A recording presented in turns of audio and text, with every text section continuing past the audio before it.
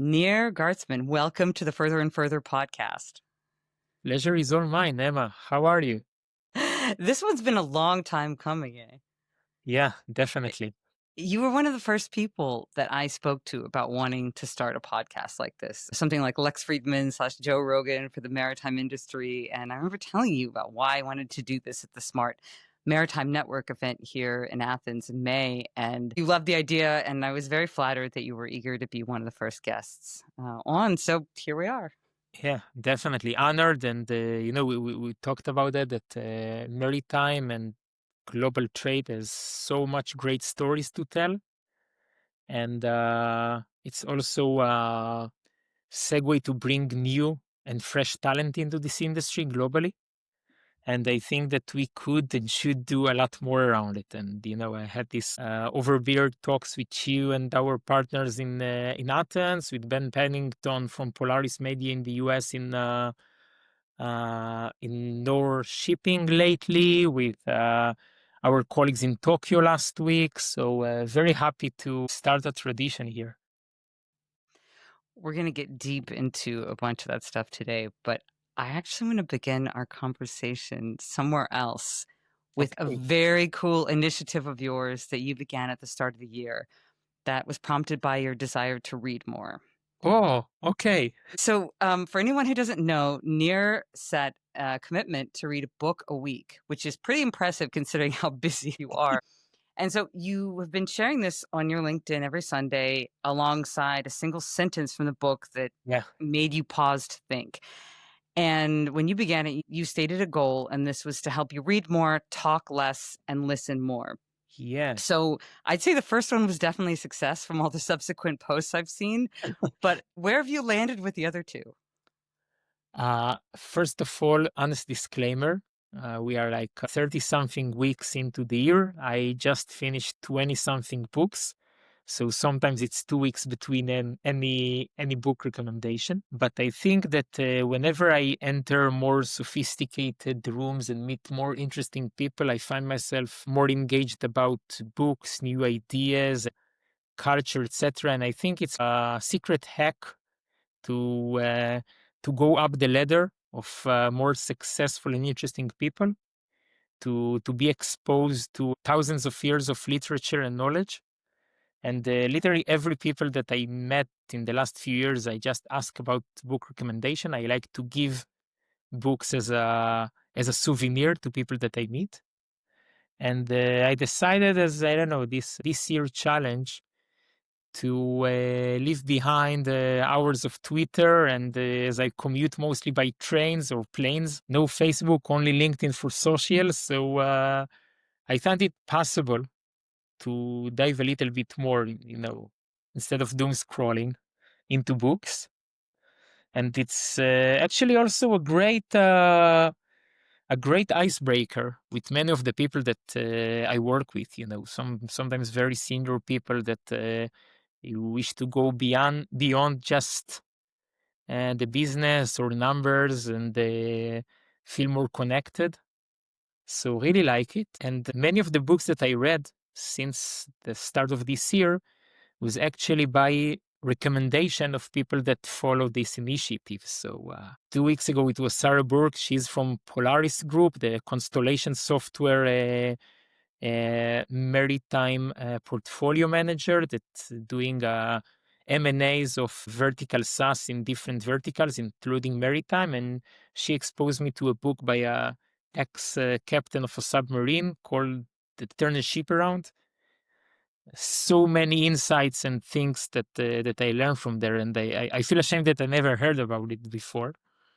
And same for the book that I read now, and same for a few others. So we really love it. And it's a way to connect, with the people that you meet. If you ask them, what's something that you think I should read? It's you who recommend me this book about geography. Yeah, Prisoners of Geography. Isn't of geography? Oh, it is. This was super great. Thank you very much for that. Actually, you recommend me about that in Athens, and I bought it in one of my next trips. And really liked, the very wide perspective on history and economy around the geographical aspect, not cultural, not religious, very, very different approach. And I also like geography, so maybe like anyone that travel the seas. So thank you very much about that. I'm really happy you enjoyed it. I think one thing that it really did for me was to give me kind of another layer of nuance when I'm having conversations with people from other markets, other cultures. I'm thinking about some of the things that underline their story that are not the most obvious ones. And when it comes to having to try to translate behaviors, sometimes, it's not always clear and it can be very easy to read things through your specific lens. So just kind Mhm. of having that somewhere nearby as a part of consideration was really illuminating for me. And actually, that leads me really nicely to something I wanted to ask you: what the most important shipping book or books that you've read that aren't technically about shipping? Time, Emma, because I know that maritime is like the cradle of global civilization and trade and exchange of ideas and cultures. And in this respect, I want to go, beyond maritime, the culture map by Erin Mayer. She's a professor in INSEAD. And this is a book that I give to many of my international friends. The most accurate and well articulated piece about differences between cultures. And, it's everyone is unique, but there are like stamps or something that uh, I don't know how to say it, very deep inside each and every one of us, depending the environment, the ecosystem, the belief, the things that people take for granted. And just to know about it, to realize that, to accept that, to have it in your back on your mind, I think it's very, very important. So it's not purely shipping, but it's global relationships. So it's encapsulate shipping. And if you go more specific about shipping, so I don't think it's first of all, I got uh, The Shipping Man by Matt McCleary by one of our portfolio companies. You're Oh, probably talking because you probably read it, and I I've read it. You haven't really read it ashamed yet? that I haven't read it yet. Actually, Oh my no, partner it's Hanan fine. It Armeli. it well, once you read it, we can talk about the people that Okay, are in. You may be able to identify them pretty easily. so this is a great book that I hear all over. From it. It was Birgit Liudain and in North Shipping that mentioned it to me, and the founders of Ocean Score, one of our portfolio startups, literally sent it over in mail in a box to our offices in Haifa a few weeks ago. My partner that just took it to one of his sailing trips in the Aegean Sea, so I wait to get it back. So I heard great things about that, but haven't read it yet.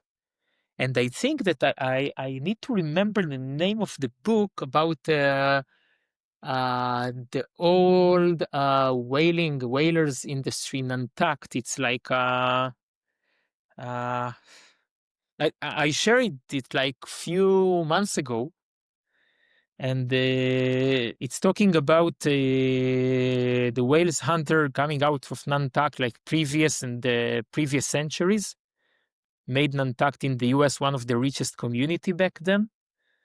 And it was also the origins of the business model of venture capital and carried interest and limited partners in each voyage of each ship. So it resonates through decades and eras in time. And there is also a great book called Wave Walker by Susan Haywood. Actually, she lives in London. Maybe we should meet her together if she will be okay with that in London Shipping Week. She wrote a book about her experience as 7, 8, 9 years old girl that traveled with her parents around the world as some kind of quest to replicate 200 years later bicentennial voyage of Captain Cook from the UK.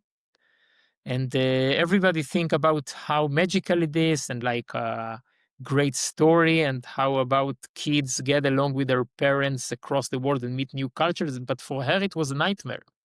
And she actually ran away from it. And very honest and exposed story by her. That it's about, taking into account 200 years of sailing different ports, different cultures around the world. So I hope it answered your question. It's not maritime specific or trade specific. So by way of an anecdote, do you know Patrick O'Shaughnessy, who hosts the Invest Like the Best podcast? Do you know No, him? sounds like I should. So he used to run this book club. And so Morgan Housel, do you know Morgan Housel? Finance writer. You'll like Morgan's writing, I'm sure of it. Morgan loves to tell this story. Patrick was running this digital book club. And so he sent members this email and he said, in the subject line was best investing books of the year, seemingly standard fare. And then when he opened it, the first line read, since it's more useful to read around your field than inside it, there are no investing books on this list. And, and so Morgan always tells his story is this way of underlining, once you've nailed a foundation in your area, you've read, studied, and lived a lot of experiences, what expands your knowledge and provides this deeper, more nuanced and universal, agile understanding of mechanics and behavior and how things connect comes from reading and research in disciplines that are completely outside your field. So he was saying that actually some of the best books that he's ever read about investing were not about investing.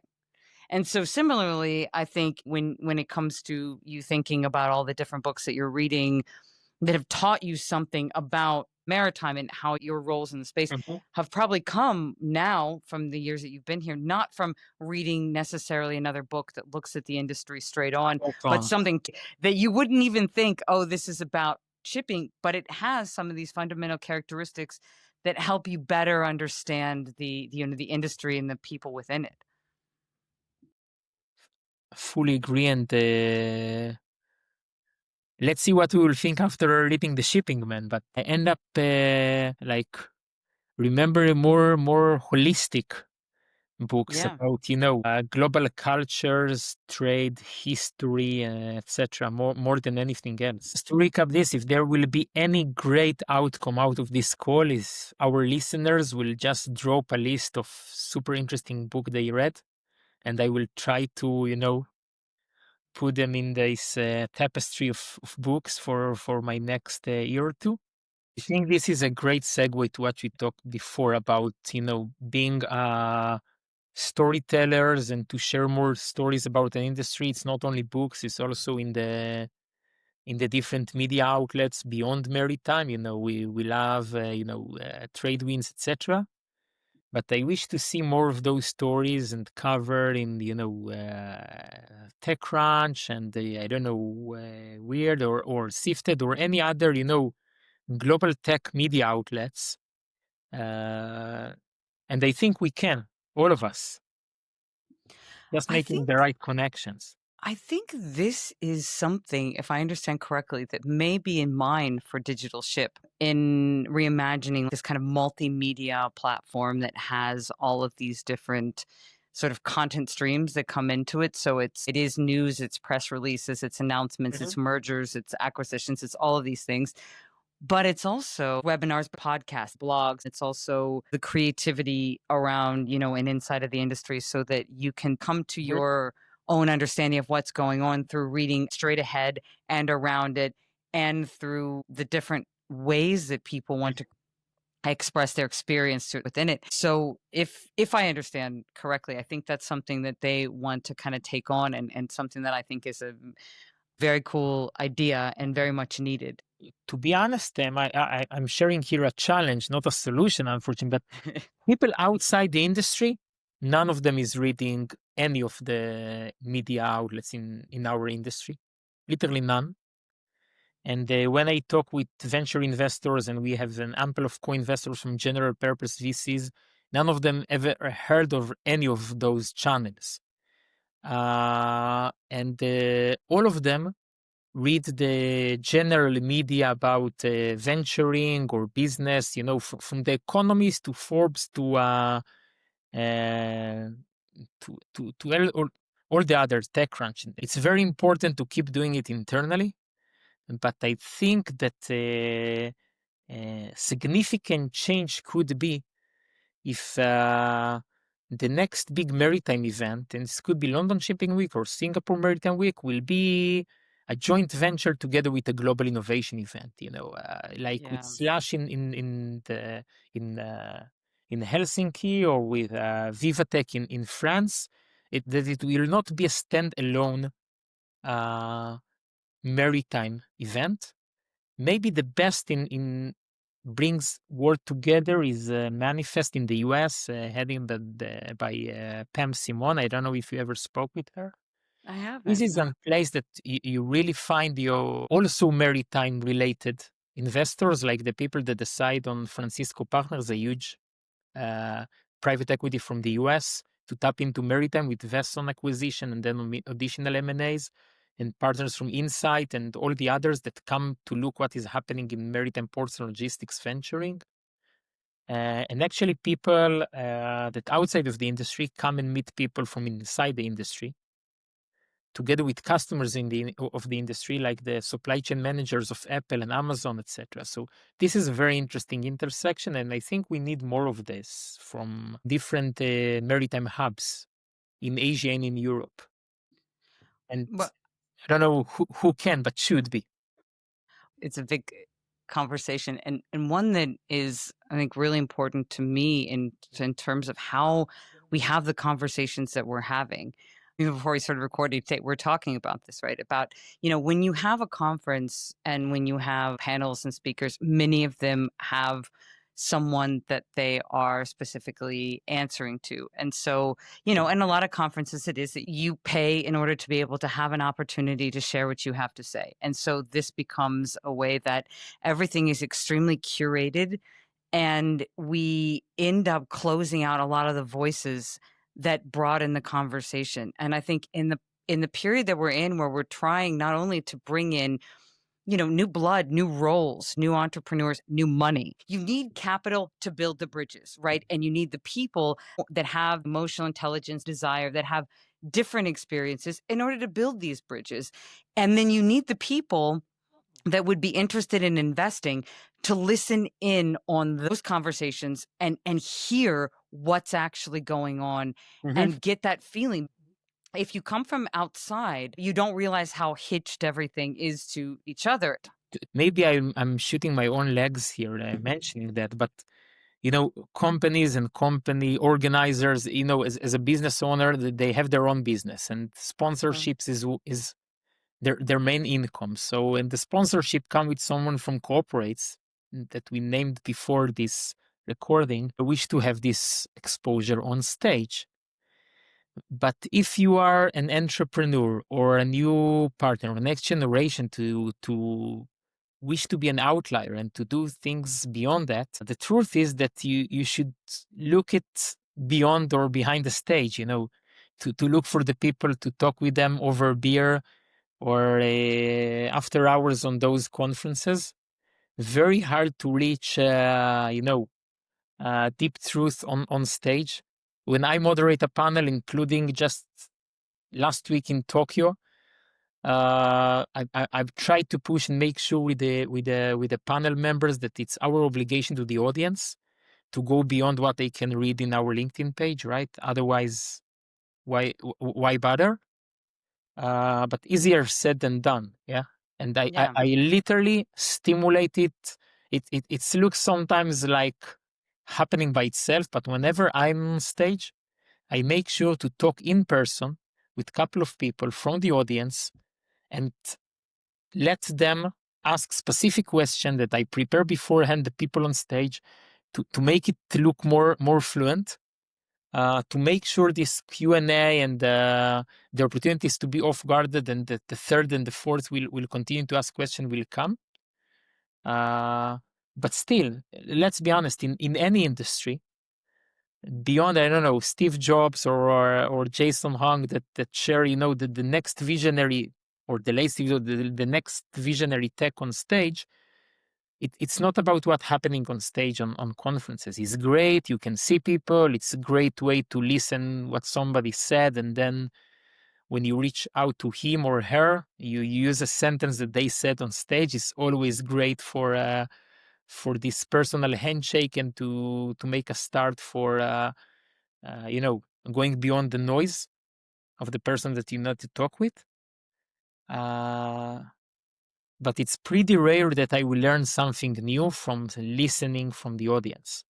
And I completely agree with that. I will do whatever I can to try to have a moment where I connect one on one. But I think that, many times before I was in maritime, working in investment management, everybody was interested in the side conversations, the side events. And you just see everybody in the audience on their laptops, working a presentation on their Instagrams.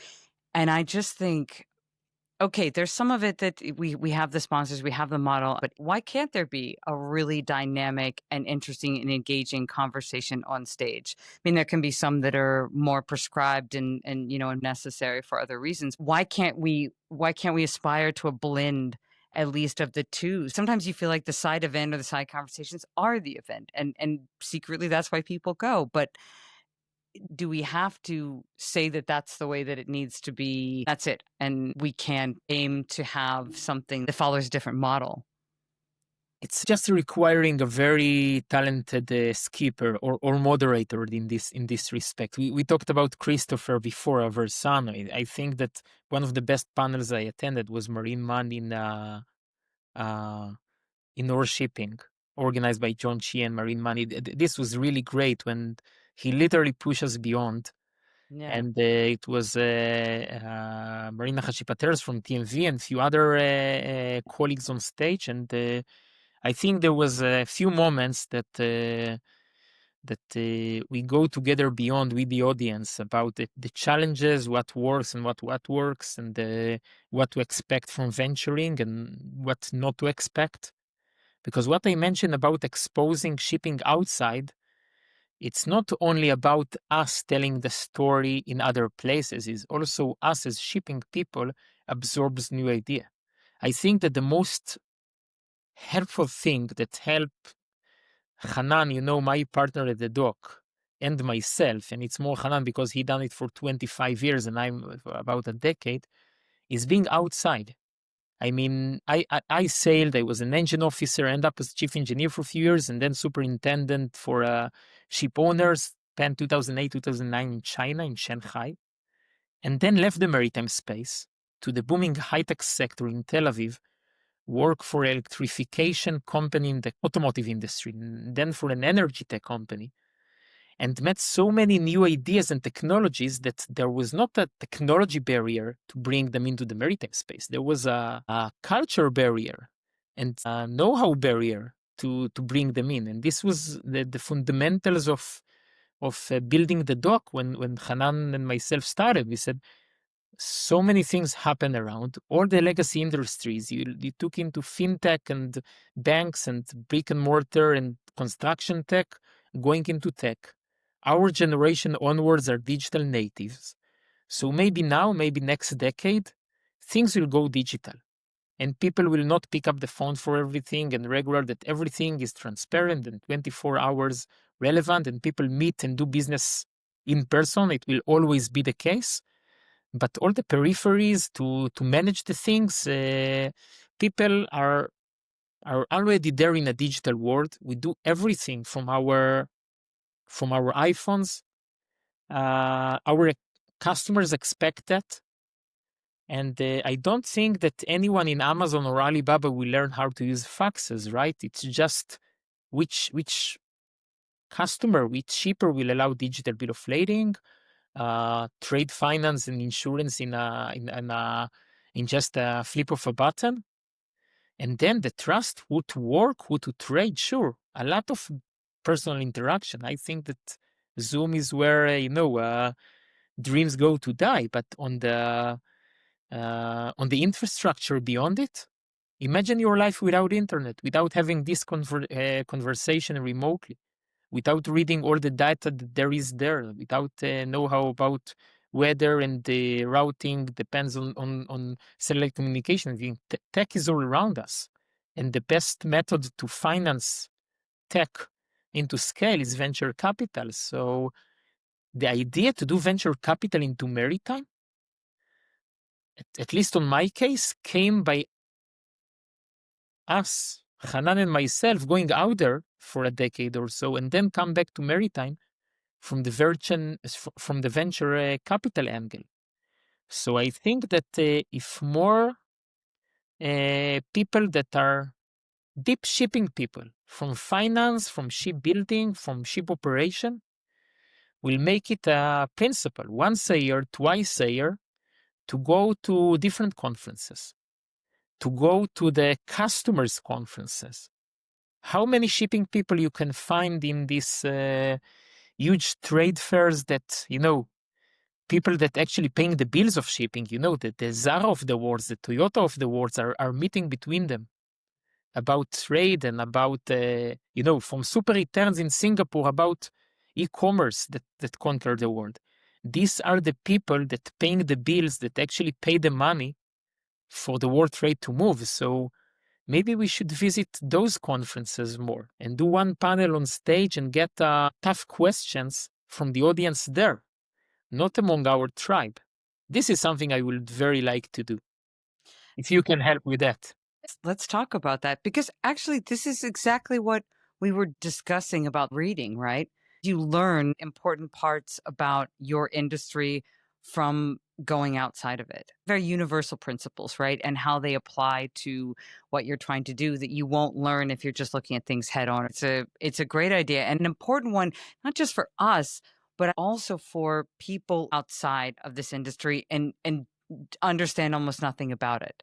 Will give to them sense of the people who are actually involved, what they're Yeah. like, how they're thinking, because there's a lot of grave stereotypes and over dramatized sort of gold bathing, cigar smoking tycoons that are just oblivious to innovation. Those people exist, sure, but when you think about the broader scope of people that you deal with, the different types of entrepreneurs that exist here and what brought them here. If we can transfer that understanding, I think it will give a better appreciation for shipping, which actually does have great implications I and things. think this is in any industry. No, I would better place in the automotive sector, try to accelerate the transition into electrification for cars just a couple of years before Tesla, pretty too early to the market, but still raising more than $700 million before first customers. It was a very big deal back then. Start deployment in Denmark and in Israel with the support of Carlos Ghosn, back then the legendary CEO of Renault and Nissan. If you mention his name in Japan, extreme laugh will be around the table because I think he's the only one that literally escaped from the Japanese prison in the last 2 decades. I'm super recommend everyone to read this story. But this is a story about, you know, uh, huge forces from the, Sarkozy is the president of France, one of the big industrial countries out there, putting a 1 billion euro grant for Renault to build a new production line. And together with G Capital, and by the way, Aidan Offer, the ship owner, EPS, he was the lead investor and in the board of this company, and if to relate to maritime and trade. And it was very, very hard.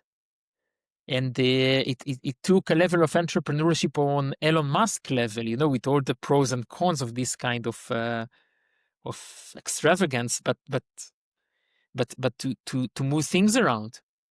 So I think it's any industry that is hard to change when you take into account global infrastructure, standards, etc.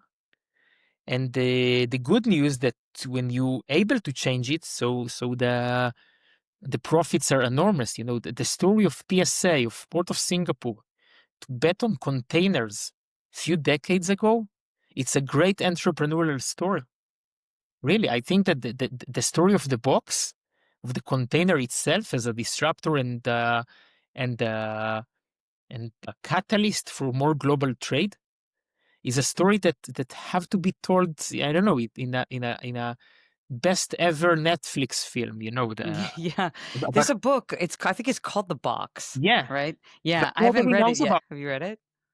I haven't read the book. I Okay. heard, I think it was lecture. There was a 2 or 3 hours podcast that I heard about conversation, a debate, if the transistor by Morlo from Intel or the container, what was more significant globally for Really? for the humanity on a decade scale. Ah, And, okay. and this, I have to find it and share it with you. And I Please think do. everybody knows about Moore law and everybody knows about computers and those movies about Intel and the Macintosh and everything. And barely no one knows outside of the industry about this history of the container. Um, and coming back to talent, you have to be coming back to your previous episode with John and all about shipping. There's so much to learn and so much to understand about shipping. Entrepreneurs that come from outside and say that we'll be the booking.com of the shipping world and didn't make it. Obviously, it's not like you book your hotel. It's one-to-one interaction in one hotel, in one jurisdiction, in one currency. Super simple. To compare it to global trade, that you buy, that there is literally a tier 4, tier 3, tier 2 of vendors across the supply chain in different jurisdiction with transshipment in the middle, trade finance, ports in the middle, shipping companies, customs. It's so complex. But still, to attract new people or maybe tech whiz that will collaborate with industry professionals to build the infrastructure of the next century, I think we should do better in tell those stories. You're a good example of somebody that come from outside into shipping. What made you made this move? Do share. Yeah. I like that also when we were talking about this, you said you're going to come on the podcast and interview me, and I really welcome that. So I'll tell you quickly. I fell in here completely by accident. I have a background in in PR and communication. Someone pulled me in, they were like, well, there's a new project that we're doing on tokenization in the maritime industry. Yeah. And and given your background, even though you have nothing to do with maritime, you're the person, because we want to we want to reach younger investors. We want to look at a different kind of person who would choose to invest into maritime Mhm. through tokenization versus buying into a broader fund or a shipping company stock. And I was like, oh, maritime. Okay, I know almost nothing about this. But I read the white paper. I got into mechanics, and I like, oh, there's something here, and this is cool. And so I gave them some feedback about how it would come across to maybe an average investor, and they liked my insights, so they brought me on. And then I spent 3 years with a company, and that was run by George Economou. Oh. The first thing that he did was he tokenized an LNG carrier. This was the beginning. Anyway, if you do want to come on and interview me here, I would love to talk to you about why I think tokenization hasn't really taken off, broadly speaking, and why it would be Mhm. good for maritime and the things that it needs in order to be good for maritime, because they ultimately didn't pursue that direction. They did one ship and then they went into all of these other verticals. And I Not always only in thought, shipping, Emma, look about Sam Bankman-Fried. I just now read the book of Michael Lewis about it, and yeah. it's fascinating. I mean, it's the global perception about it is very, very challenging, and maybe everything was too early. But definitely, you should do an episode about it to educate more, including myself, Let's about do it together. I mean, what could be the intersection between tokenization and shipping, from working capital to actually ship finance. people still contact me to talk them through how they would set it up. It's just the liquidity part is the challenge, and there's a reason behind it. I'll leave that as a little teaser, because I have thought through how we solve the liquidity challenge to be able to run it like an exchange, to be able to have it operating, so that this is something 24/7. You can enter and exit positions, any time of day. There's no intermediaries. and you can take specific positions in vessels that you didn't have the ability to do before that. So there's all these Mhm. reasons that it was exciting and attractive and very interesting to people. But in order for that to play out, you need to be able to have liquidity for that to really be a Mhm. true story. Mhm. But I want to talk to you about, you have said to me that broadly speaking in maritime, there are many people that still don't really get how venture capital works. So Mm. they'll see a deal and they'll say, why that one? When actually, from your perspective, it makes perfect sense. And so I'd like to see what we can do here to change that a little Okay. bit. Let's start with, what do you think is a core misunderstanding about And how let's venture start again capital from functions? books. Very Yeah. short, fun to read, Zero to One by Peter Thiel. Everyone that want to understand venture capital in few hours, starting with that. Okay. Uh, and then we can go further. But I want to talk something about venture capital, like you mentioned, and I will be very happy if more people in the industry will be more aware of it. I'm in love with venture capital, but it's a very unique and specific financial vehicle. 99.9% of the businesses worldwide, from ship finance to building a port to open a coffee house to running a event management company or to end Tradewinds Media, are not venture capital businesses. Venture capital is a rocket fuel. And if you need to shoot something to the moon, so you need a rocket fuel. But you don't have nothing to do with rocket fuel in a coffee shop, right? So let's start by saying that the pros and cons, that it's only for businesses that can scale fast, because the competition of the money, of the capital, come from all around. Like when you go to IPO, you are not in the shipping world, you are in the public market world. So you have to compete about metrics and margin and EBITDA with everybody. So the same goes with venture capital. The method of venture capital is not maritime specific. It's financial fundamentals.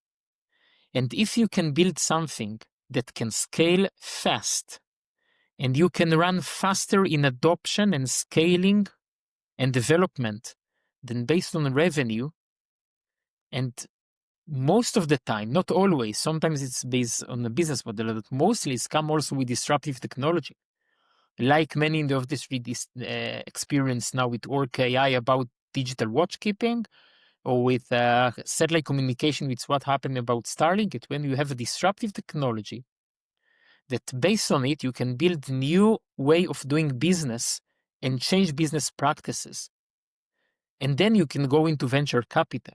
And it's also super risk environment. I mean, the best venture capitals out there globally, it's funds that invest in 10 companies. The first company, after a decade, returned the entire fund few times, and more of all the other returns from all the other 9 companies.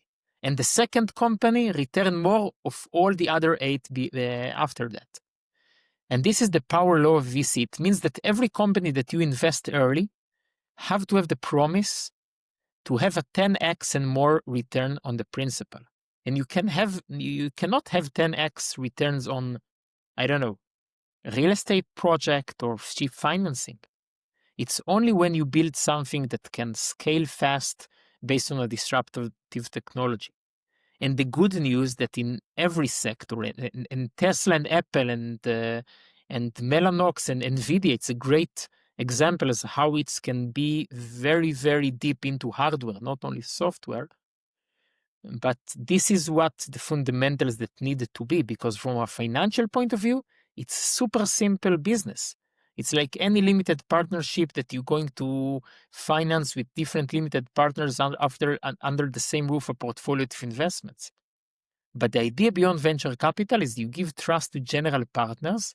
It could be general GPUs from Silicon Valley that look all over, or specific vertical like Orbimed in the medical devices world, or I don't know, or some fintech funds that globally very good in that. and hopefully back the next era of disruptive technologies. And let's look into a very specific example. Orc AI from the dog portfolio, excuse me from being biased, is the next era. It's like the Mobileye that you have in a car. Is the next era of situational awareness and ability to know what is happening around the vessel. The technology is there, the communication, the amount of data that you can transmit out of the vessel to the people on shore. The digital literacy of the people on the vessel allowed it. And today, with GPS spoofing around the world and the challenging weather condition, the idea that still 99% of the world in shipping depends on human eyes watch keeping, with literally someone with binoculars look on specific points, it's unbelievable. Because in cars, you literally every new car globally have those kinds of system outside. The level of casualties globally, especially in the Western world, is going down all the time because technology and safety. And the same goes into maritime space. And Orca is already a venture case, raised $72 million B round by general VCs that done follow-on rounds on the dock and others that co-invest with us, have double-digit millions of dollars in annual recurring revenue, and they now have about 1% of the global fleet of ocean-going fleet installed. This is it. And their competitors, Avicus, 0.5%. Or maybe Sea Machines from the US, I don't know, 10% of that. So this is a great example how venture capital from the industry and outside of the industry can support disruption or how to operate a vessel. And if you just look into the dog portfolio or any venture capital companies in the space, you will see companies that probably many of them will fail, but try to reinvent business processes. From a Harbor Lab in automation in the disbursements accounts and Wave BL in digital bill of lading, and the Ocean Score in compliance management. And the idea beyond the venture capital is the trust of our investors in the people in a different future than what they realize now. As someone that's really passionate about it, I will be very happy if most of the people that I meet with in the venture capital world and maritime, this intersection, will just read 0 to 1 or listen to a quiet podcast about those great venture stories that happen around us. You talk about scalability as being a key factor, and I think this is an important thing for anyone who in the space who's thinking about seeking VC investment, for them to really be able to get that clear. Because I've often heard it debated that there's like a missing rung on the funding ladder, when it comes to VC funding for startups, and this is predominantly related to securing VC-backed funding pre-revenue and how rare it is. So I wanted to hear your thoughts. Can you steelman the case for and against it? Mm-hmm. Mm-hmm. First of all, as a venture capitalist, I will say to you, Emma, and to all our listeners that venture capital is nice, but customers is much better. And if you can make it without venture capital, do it without venture capital.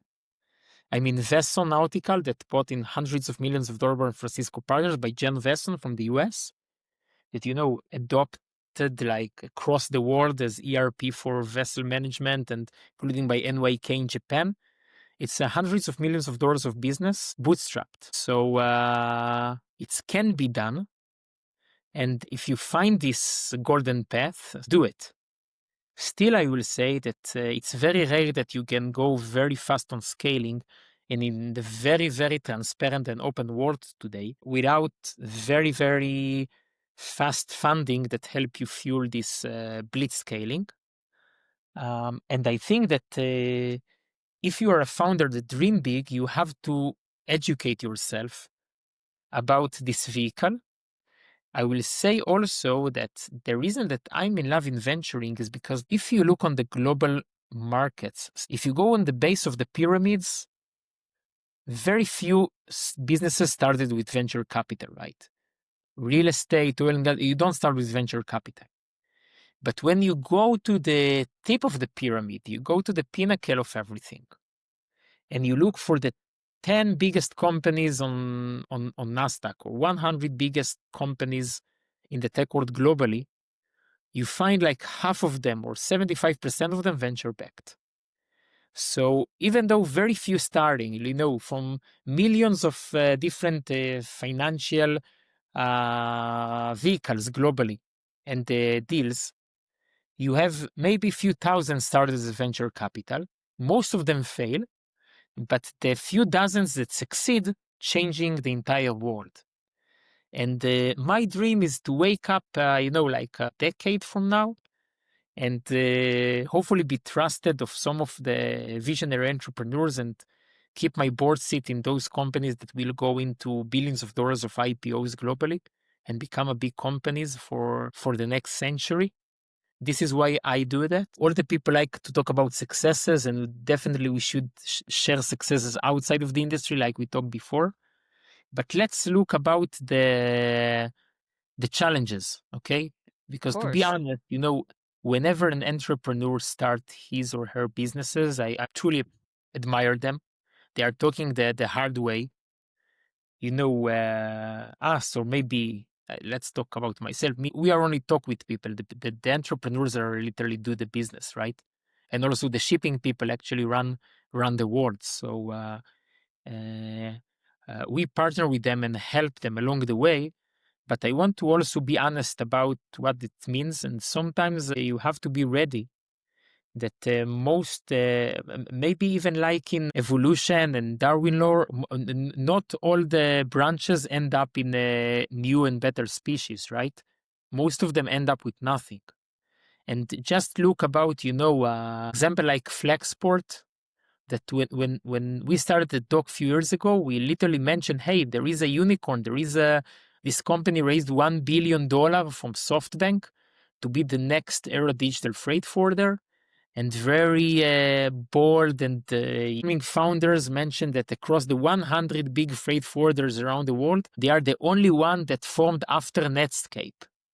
Great, great line. And a few years down the road, they never made it to one of the big 10 or 20 freight forwarders out there. Never made the promise, right? And the investors brought someone external from Amazon to try to save the business, and they are still trying to do some business. And I don't know if they are profitable or not. I never met them in person, but this is a case of companies that go very fast in huge capital deployment and fundraising, and never made it, and never made the promise. And the founders lose their own company, and they had to fire people that they hired, promised them the moon. But they still learn a lot along the way, and maybe they will be more successful in the next phase. So when you look into venture capital, you have to be with eyes wide open that you're looking into a huge endeavor that probably will face a lot of headwinds. And to be ready for that. And I mention it because when we look at founders, we try to estimate the grit and the stamina, how they react across failures. And in every success story in our portfolio, we celebrate the customer stories and the successes, etc. Literally in every one of them, there is a very tough stories in the middle of challenges in the first pilot, or customer stories of core team members split ways. And it's anything but traditional business management that you learn in your, I don't know, Ivy League MBA. So from investor perspective, beyond educate yourself about what is venture capital, be ready for this long journey before taking this commitment upon you, upon your family, your employees, and everything in between. The doc recently did what I think is a quite cool initiative, which is your 30 under 30 list. Hopefully no one ends up in prison with this iteration, but it Yeah. takes a bit of a different spin on the theme, and it points to startups that you have really taken notice of, contributing to a smarter, more sustainable future for global trade. Mhm. And they're 30 maritime tech startup companies under 30 years old. That's also important because we talked about fast in terms of scaling. And so I think fast and maritime, even in the venture And, capital space, and, has and a and the different 30 years meaning, is not right? Than fast, right? And 30 years it's not fast. yeah. So I thought about that as you were explaining. This is the nature of venture capital, right? But then when you think about maritime horizons, one of the most exciting aspects for me about the framework of this list is that it felt like this direct nod to the fact that in this case, it takes significantly more time to build something from new to thriving and non-negotiable even to a degree in Mhm. maritime. So it's a different horizon. What inspired you to build the list? How did you choose the companies? Did you have a criteria list? Where did it come from? First of all, I got bored from all these infographic maps that look the same about each segment, each vertical, and about what is happening in startups. It doesn't mean anything.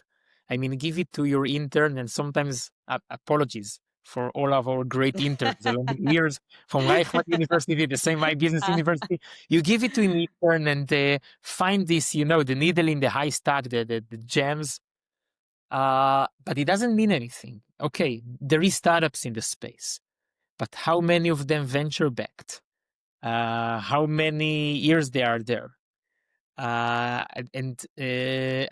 try to be provocative, and it worked in some way about beyond our usual traction to say, oh, this 30 under 30 list of Forbes, let's use the same about 30 under 30, but in different way.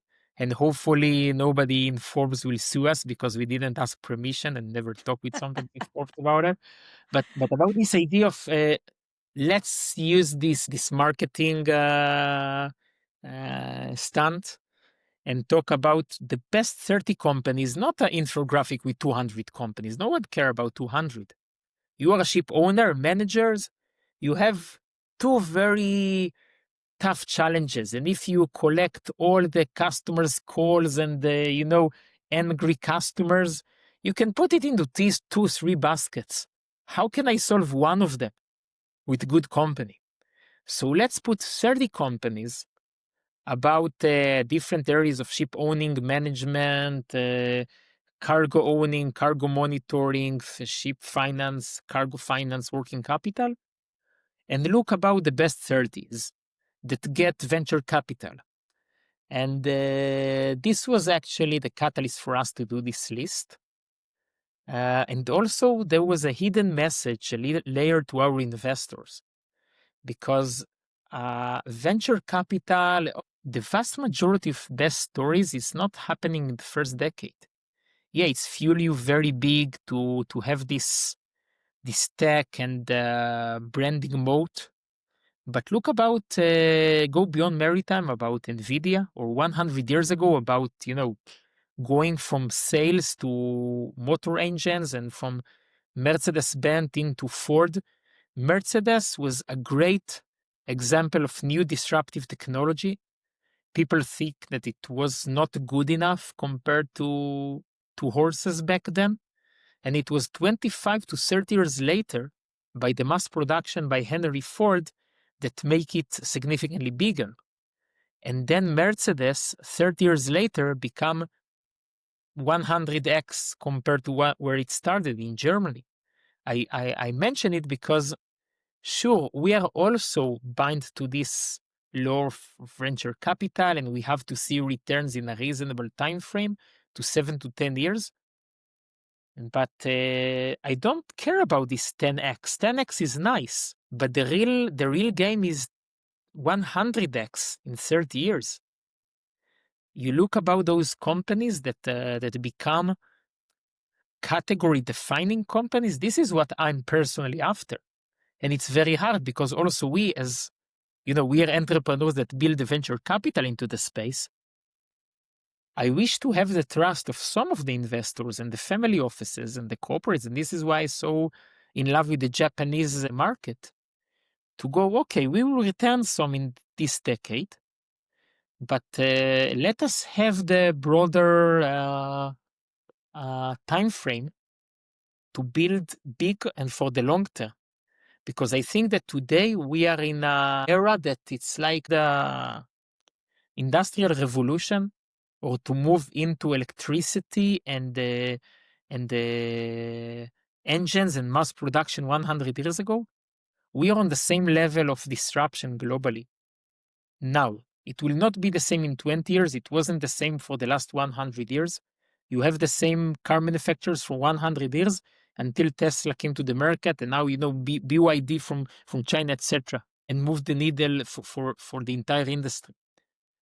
And we are in a very unique point in time that, 2,000 years of sales, and then the last 100 years, new trade routes by the ability to navigate everywhere you can with combustion engines. So maybe the same will happen with technology, with business trust around the fintech and the new financial technologies. This is our life mission. I want to be in the boardrooms of 20 years from now in the company that will be category defining of global trade. So it's go way beyond venture capital. Venture capital is only our tool to play these games. Hopefully some of the people that will listen will be these long-term family office managers that are fortunate in the space, and the fourth and fifth generation ship owners that said, okay, I got it. I want that my children and grandchildren will play in this industry. I want to be part of this next era. Going back to how the venture-backed technology companies now comprise half the top 100 biggest companies traded on NASDAQ or the New York Stock Exchange, which you talked about earlier, and something that didn't exist 2 decades ago. And thinking about, the M&A dominant landscape that we find ourselves in maritime tech, and how this might be leading to new kinds of dominant players and giants, right? So, if we think about acquisitions like the Orbit MI with Aquab and then Gale Force, right? So these are within weeks of each other to create platform plus service hybrid model.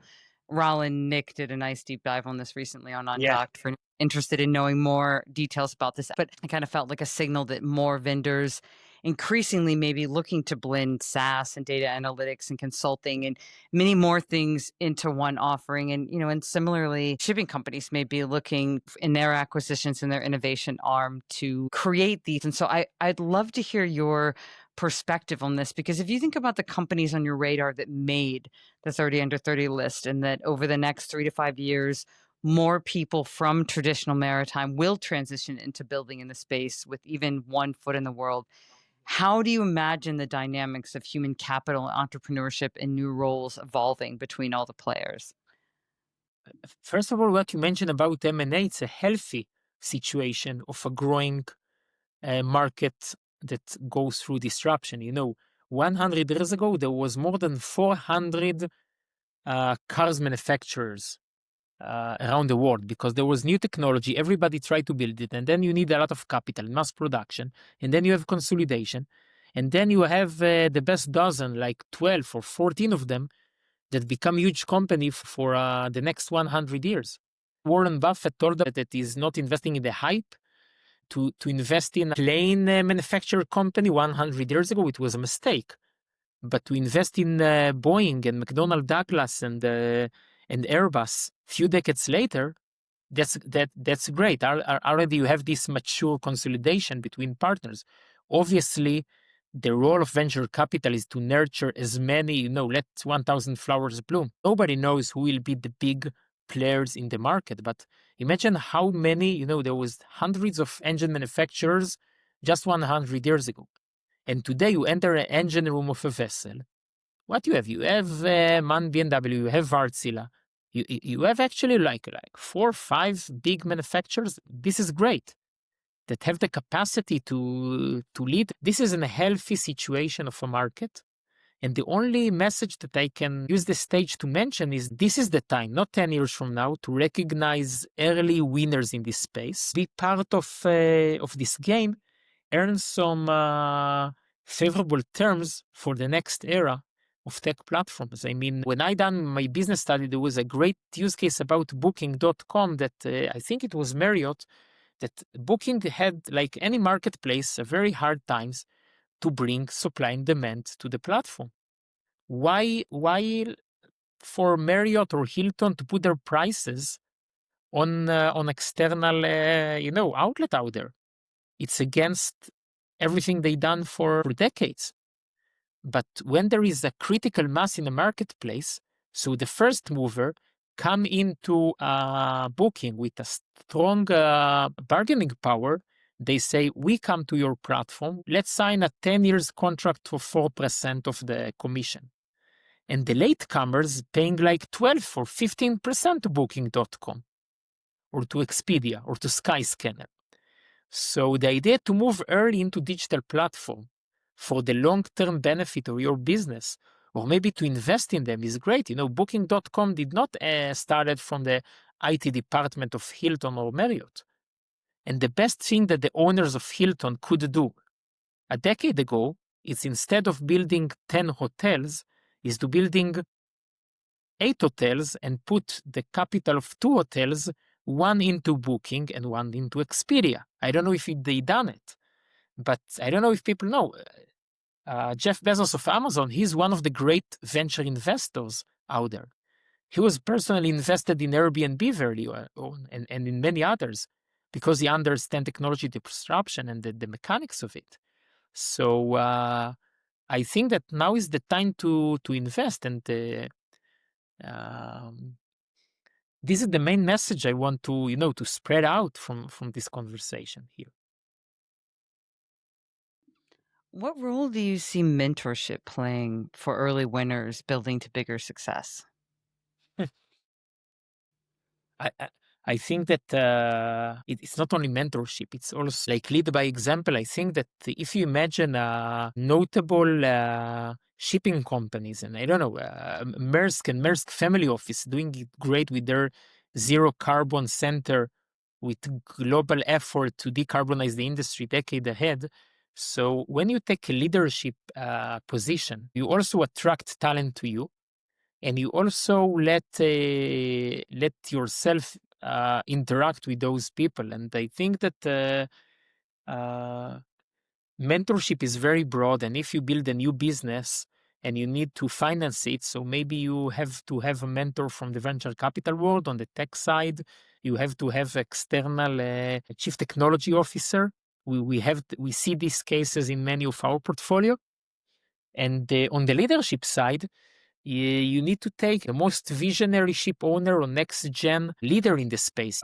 I led the story of Signal Group that we co-invested already in 3 deals from Greece.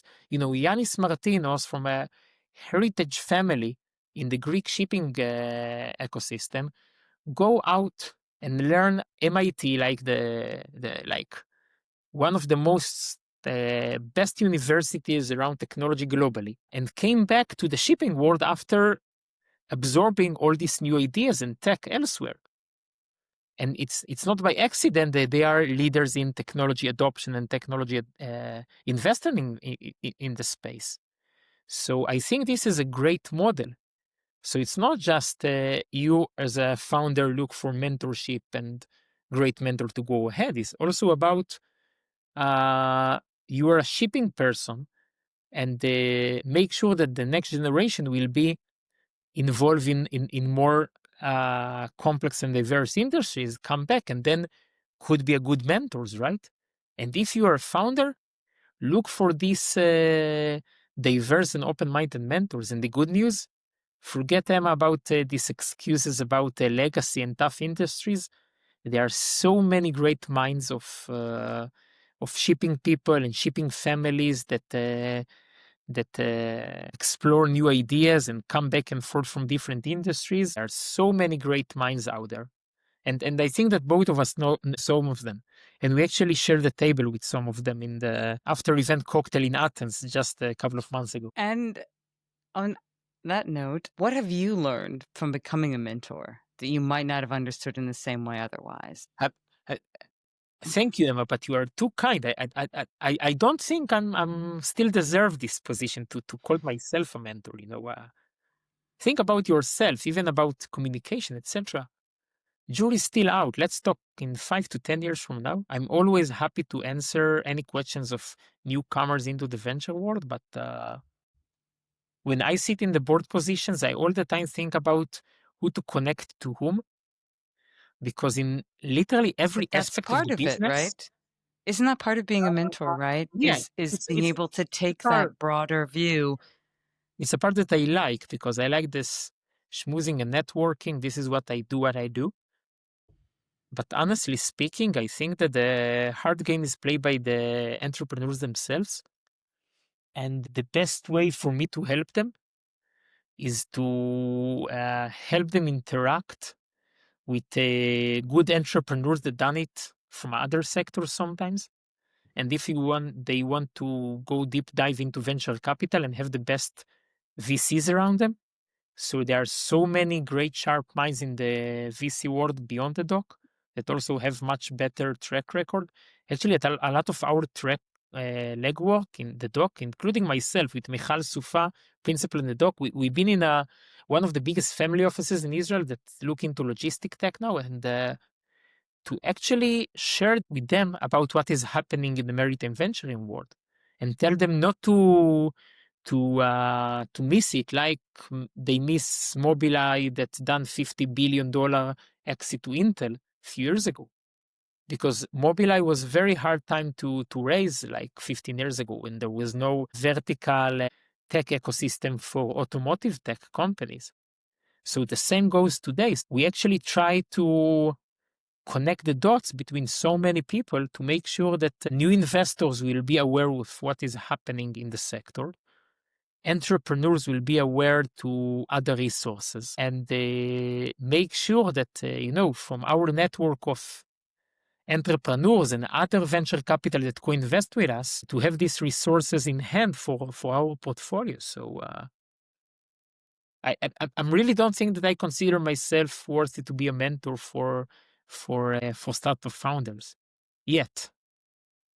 Wish me luck with that in the future. I always learn so much when we get to have these conversations, and I'm really looking forward to seeing you soon in London and continuing from there. Is there anything you want to headline that you'll be doing during London International Shipping Week, since this is going to be out the week before?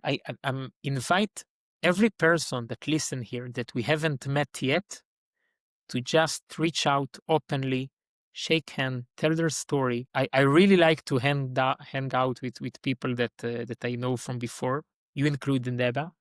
But I also actually test myself in every other trip that I do, how many new people that I haven't met before that I want to re-meet again, I met during this trip. So every listeners out there, please help me to do this success story for me, and hopefully I'll be worthy to you, vice versa. So this is the only thing that I will try to accomplish.